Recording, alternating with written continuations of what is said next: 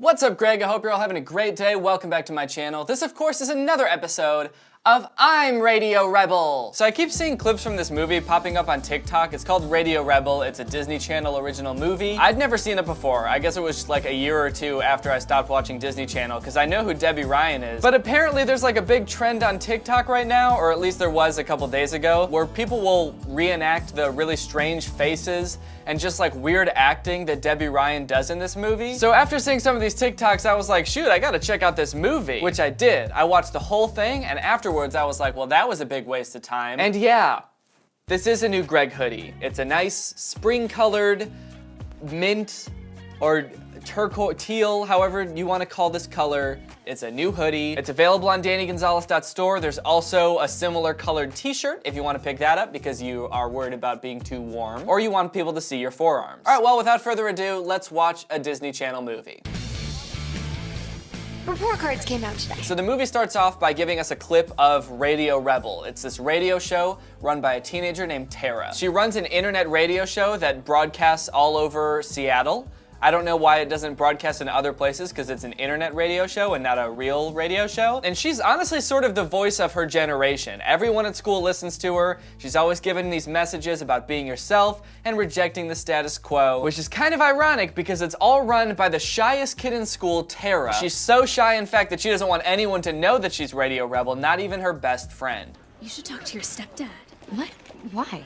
He runs Slam FM, the biggest radio station in Seattle. Maybe he could give you an internship. That'd be a confidence booster, right? Are you kidding me? He's been married to my mom for, what, 2 months? And he probably thinks I'm a total step freak. He thinks you're a step freak, but he's your stepdad. Wouldn't that also make him a step freak? I can't believe that my wife's daughter is now like partially related to me, and we're like a family now. What a fucking step freak. What a freak. How ballsy do you have to be to marry into a family and start calling people in that family a freak for being now related to you? You get a relaxation technique. When I'm memorizing lines for drama, I imagine I'm breathing in the words. What does that even mean? You need to breathe your words. How can you even breathe at a time like this? Aggressive? So these are their friends. I forget what their names are, but that's such an aggressive way to enter a conversation when you see your friends at school. Just run up behind them and push them. Oh, hey, man. Hey, dude, good to see you. Good to see you, man. Oh, no. Oh, no. No, no, God, no! Why? Because you're my best friend. Last night, Radio Rebel revealed the biggest clue yet about her identity. She goes to our school. She mentioned it at minute 14:30 in Tuesday night's podcast. And these two dudes, along with the rest of the school, but especially these two dudes, are like obsessed with finding out Radio Rebel's true identity. They've got all these schemes and plans to try to figure out who she is. They analyze everything about her, and they have no idea that it's one of their best friends, Tara. On this particular day in Tara's drama class, her class combines with another drama class because they're doing a big group project. So the other drama class comes in and they're all one big class now. And to Tara's surprise, her crush, Gavin, is in that class. But she's too scared to talk to him. So scared, in fact, she just leaves class. Instead of not talking to him and being shy in class, she's just gotta get out of there. How does the teacher not notice them just get up and leave the class? You can hear her talking in the background as Tara is leaving. Is the teacher just completely up against the board talking the entire time? All right, class, today we're gonna learn about whiteboards and how you have to stand really close to them in order to see anything on them. I really hope no one's leaving the class right now, but I have no idea. I really hope that when I turn around, there's still gonna be people in the class because I haven't looked at you guys for the past 20 minutes. So as Radio Rebel starts to get more and more popular, Tara's stepdad ends up hearing about Radio Rebel because he's actually the head of one of the most popular radio stations in Seattle. And he decides he wants to hire Radio Rebel. But first he wants like a teenager's opinion about it, so he goes to talk to his step freak, Tara. Damn, I can tell why Radio Rebel's so popular. She always plays such cool music. So this is good, right? I mean, here we are, we're hanging out, and we're listening to Radio Rebel, and together. Together. What happened? The music just stopped. Your stop? And that rounds off the final set. For my favorite local band. Now, here is an extra long track just for you guys. I hope you dig again. She's Radio Rebel? You're Radio Rebel? That depends. Am I in trouble? No, of course not. I don't know how you're doing that. I mean, you're so shy. You're so shy. I mean, you're such a fucking nerd. I have no idea how you could have so much confidence when you're such a fucking loser. You dweeb-ass, step freak looking motherfucker. I don't know how you could possibly have a radio show. So he hires her. You're hired. By just saying you're hired, not really saying what she's hired for. And then he just leaves. He just books it. He slams the door behind him so she can't even ask any questions like, hired for what? He just says you're hired and runs away. You're hired! You're hired! You know, how you get a job. That's how getting a job works. Actually, now that I think about it, it kind of reminds me of how I got my first job. Oh shit! Oh shoot! No! Oh, what? Oh shoot! Oh, sorry, man. Did you just break my package? Yeah. Look, man, I'm really sorry. I did not mean to do that. I can pay you back if you want, or I can buy you a new package. You're hired. Huh? You're hired.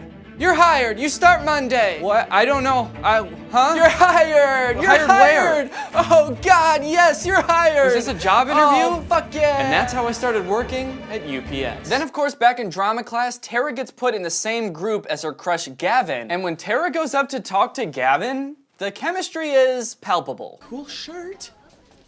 I love that band. You First rules. The G's can only dream of being that good someday. The chemistry is palpable.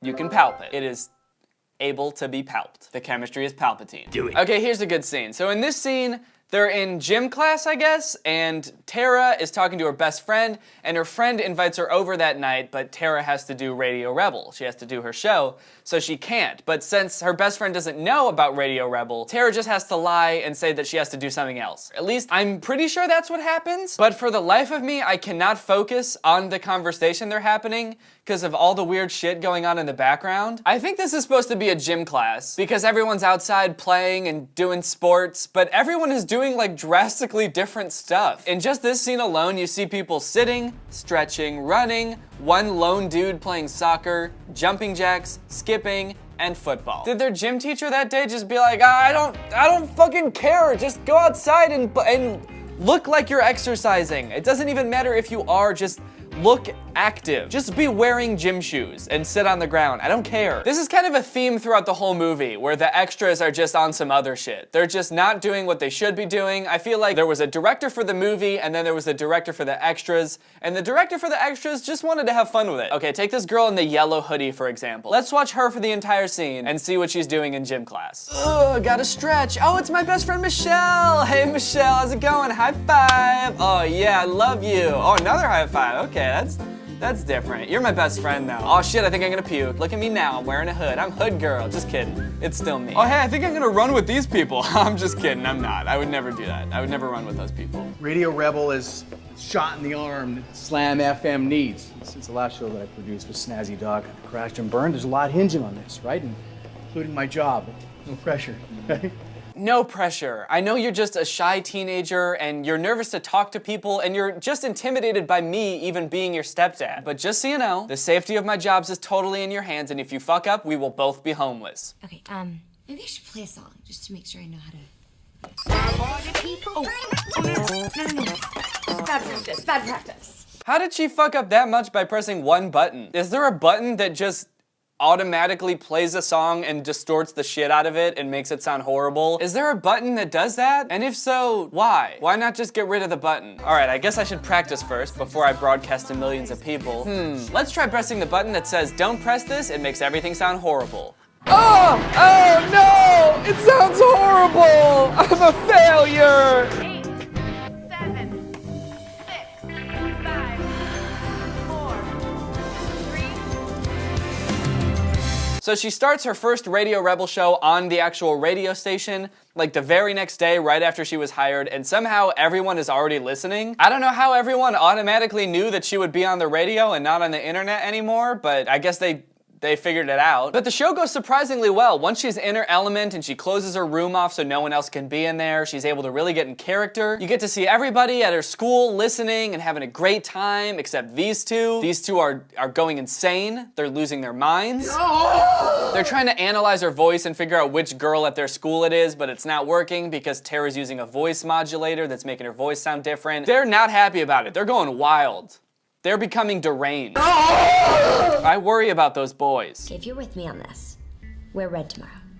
It'll be like saying that despite our differences, we're in this together. And she gives this message at the end of her broadcast saying basically everyone should come together, not care about their social classes, and not be so divided. And she tells everyone if you're with her and if you support the message, wear red to school tomorrow. And just like that, pretty much everyone is wearing red the next day at school. Something that I've noticed in a lot of Disney movies that has not been my experience at all is that people in high school in these Disney movies are so fashionable. It's unbelievable. Everyone's dressed to the nines. I mean, everyone's got like, they're layered, they got cool outfits on, everyone's wearing hats. We weren't even allowed to wear hats in high school. I mean, this girl's wearing a fedora. There's a lot of fedoras in this movie, I would like to add. In my eyes, everyone at this school looks like the one person in high school that wore a suit to school every day that every high school inevitably has for some reason. I'd say that's about equivalent to like wearing a fedora to school and a vest. It's a similar thing. Can you guys tell us apart? You guys are fraternal, not identical. Did someone in the background just go, red, bam, bam, bam, bam?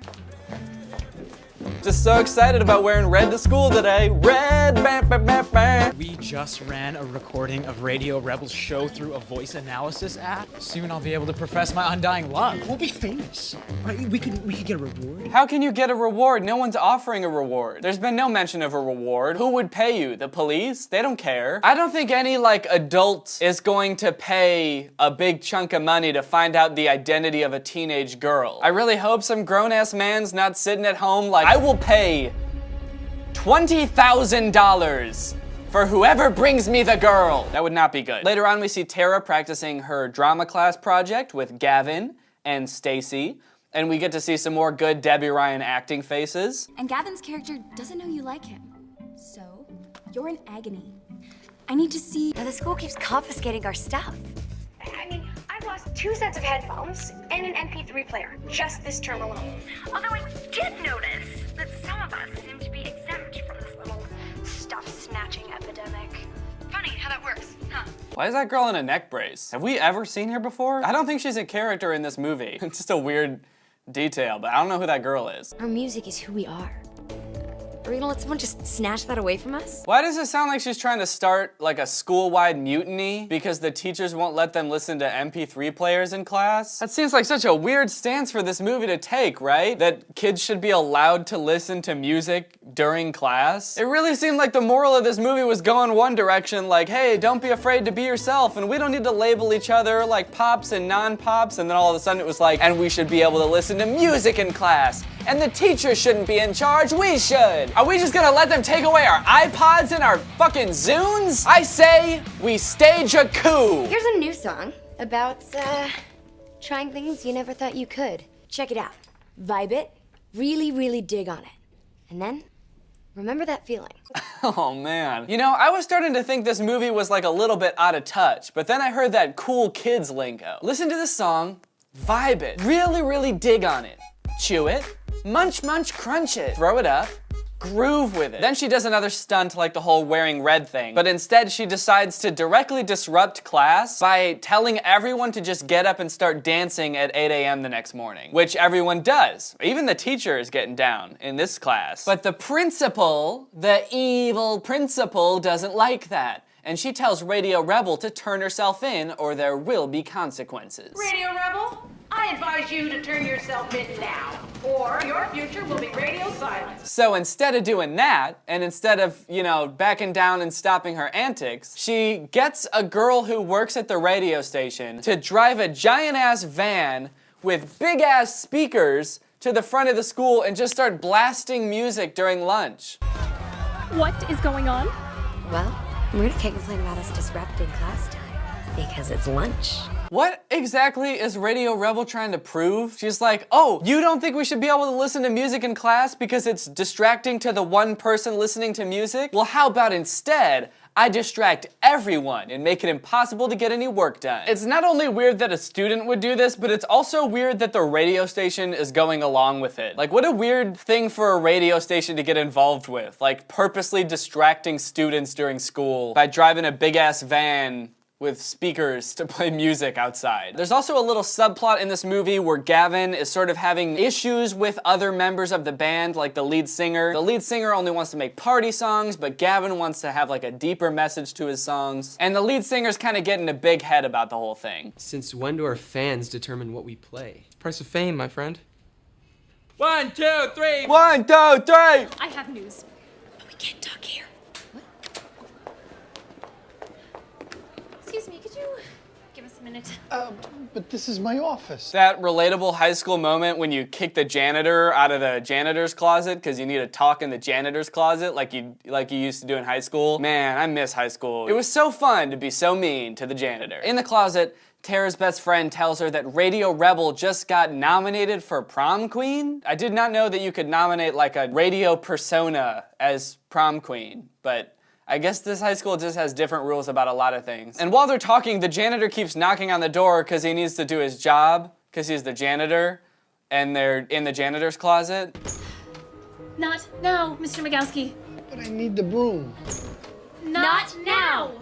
I need the dustpan, too. But I need the broom. I need the dustpan, too. They made the janitor so, like, feeble. I just feel bad for him. Why did they make the main characters be so mean to the janitor? But the last time he comes in, he, like, doesn't even touch the door to open it somehow. It just busts open on its own. These fucking kids talking in my closet.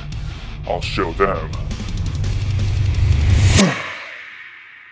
I need the dustpan too. Kind of weird plot detail that they kind of just gloss over the fact that the janitor's a fucking wizard, but we'll just move past it.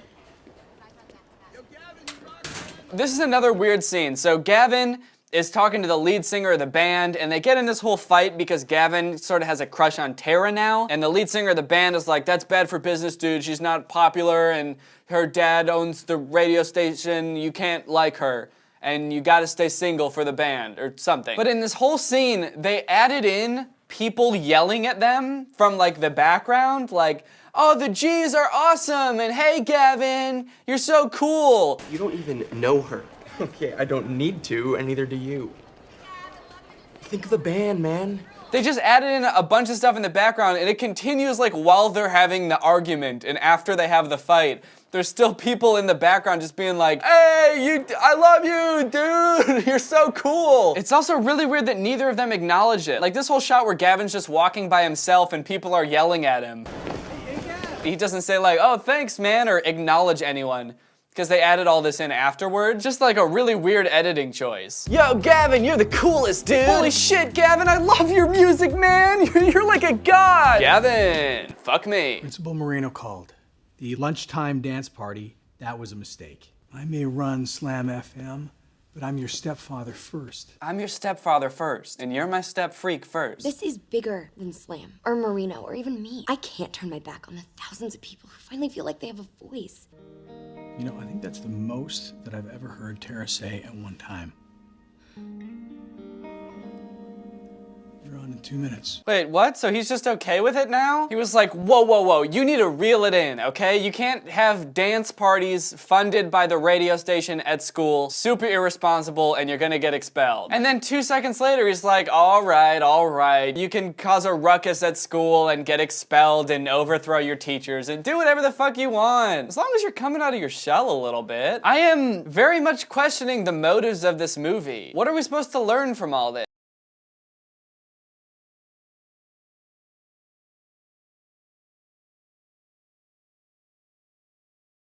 And coolest movie moments of all time? I don't know. Think it's a contender. So Radio Rebel keeps causing a ruckus at school, and the principal's not having it because she can't figure out who Radio Rebel is and she's not coming clean. So she decides to punish everyone by canceling the prom. I'm canceling the prom. Which of course makes everyone pissed at Radio Rebel because they're like, you ruined our whole year. We all want to go to prom and now we hate you. But then Tara comes up with this idea where the radio station can just host their own prom and everyone can come for free, and they decide to call it MORP because it's prom backwards. And it got me thinking a lot about prom and like high school dances in general. I remember in high school thinking that those were fun, but also like, why do they do that in high school? Why is the teacher's job to like teach the kids and then also throw a dance party for the kids? Why is that part of the teacher's job? It just seems weird. Like, who was the first teacher that decided to have a prom that was like, I'm sick of teaching these kids day in and day out. Like, when do I get to see these teens dance? When do I get to watch these teens dance to Get Low?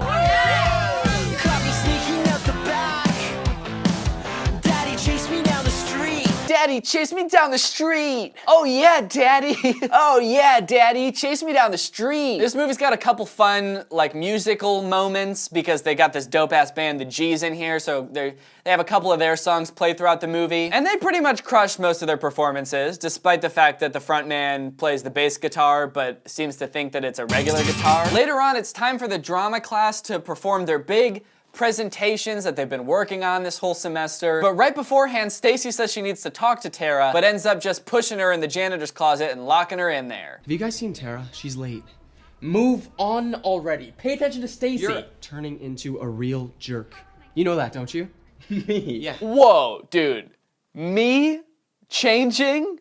Me wearing this gray camo scarf, a blazer, and a flannel fedora. You think I've changed? He does have a point, actually, kinda, because everyone at their school dresses like that. I think the scarf and the hat is a little bit much. Pick one. We have to tell Mrs. Brower we can't do our scene. No. Stacy DeBain is not a quitter. I'm not gonna fail this assignment just because Tara's a no-show. Why would they fail the project just because one of the students didn't show up? Wouldn't they like reschedule it or something? Or try to find this missing student? All right, it's MORP time.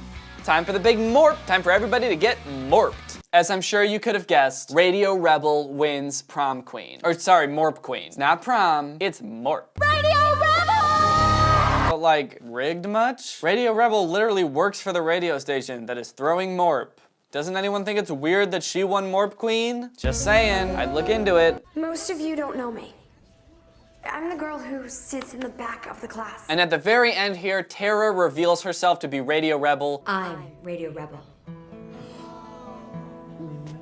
Then the principal comes on stage, somehow she snuck in, and she tries to expel Tara for being Radio Rebel. But then everyone in the audience does that thing that they do at the end of movies where they all stand up for her and everyone's like, I'm Radio Rebel. I'm Radio Rebel! I'm Radio Rebel! No, I'm Radio Rebel! Until eventually everyone is shouting that they're Radio Rebel and the principal just has to leave. I don't know, why doesn't she think it's Tara anymore though? Tara is obviously Radio Rebel. Like, why, did she really get confused by everyone saying that they're Radio Rebel and she's like, oh fuck, no, I have no idea who it is. After Tara gave like the long monologue about how she's Radio Rebel. Damn, well I guess they really did overthrow the principal. That's the big ending of the movie, they did it. The principal is gone. I don't know if she'll ever come back. Anyway, at the end of the day, it's a Disney Channel movie, so what did you expect? There's a nice message in there somewhere about being yourself, and I feel like if I was in high school and I watched this and I was shy, I feel like maybe I would get something out of it and feel like it's okay to overthrow the principal. But that's the end of the movie. I hope you guys liked it. It was kind of fun doing a Disney Channel movie. I feel like maybe I should do more of these, so let me know if there's any other Disney Channel movies you want me to watch. I feel like everybody knows them, so it's kind of fun to relive the experience. But that being said, it is now time to talk about today's sponsor, ExpressVPN. Guys, this video is sponsored by the homies over at ExpressVPN. Y'all know I can't get enough of ExpressVPN. Not only does it give you all the great possibilities of a VPN, like unblocking content that's not available in your area, giving you more security online, giving you more anonymity online, but it's not just a good VPN, it's the best VPN, being consistently ranked #1 by sites like The Verge, TechRadar, CNET, and more. Many more. I personally just realized that while only seasons 1 through 4 of Better Call Saul are available on Netflix in the US, if you switch your location to the UK using ExpressVPN servers, suddenly you can watch season 5. So I did. and it was good. And that's just one example. There's countless examples of different shows and videos that you can unlock by switching your location using ExpressVPN. They've got a ton of different server locations. They've got 24/7 customer support. They've got the fastest speeds, which you'll find is especially important if you're trying to stream video. And it couldn't be easier to use. I would think that using a VPN would be very annoying if you had to like go through all these menus and stuff to use it every time and it was overly technical. But with ExpressVPN, all you have to do is just select a server location, press connect, and bada bing, bada boom, bada bong, bada bang, you're using it. So find out how you can get 3 months for free by visiting the link in the description. That's expressvpn.com/Danny Gonzalez. That's expressvpn.com/Danny Gonzalez. I know how to spell. Thank you to ExpressVPN for sponsoring this video, and thank you to you guys for checking out ExpressVPN. All right, thanks again for watching. I hope you enjoyed this video. Again, if you want to get one of these hoodies, go to DannyGonzalez.store. The link is in the description for that. If you guys like this video and you're new here, make sure you subscribe and turn on my notifications to join Greg. Greg is what I call my fan base or my subscribers or whatever you want to call him. I call him Greg. Thank you, Goose Goose, for turning on my notifications. You are truly Greg. I'll see you guys next time with a really interesting video where I get stuck inside my hoodie and I can't get out and I'm trapped in there for the whole video. Bye. This video is over now. Go find something else to watch, or just watch this video. I know we had a lot of fun, but you can't stay on this end screen forever. This video is over now, so why are you still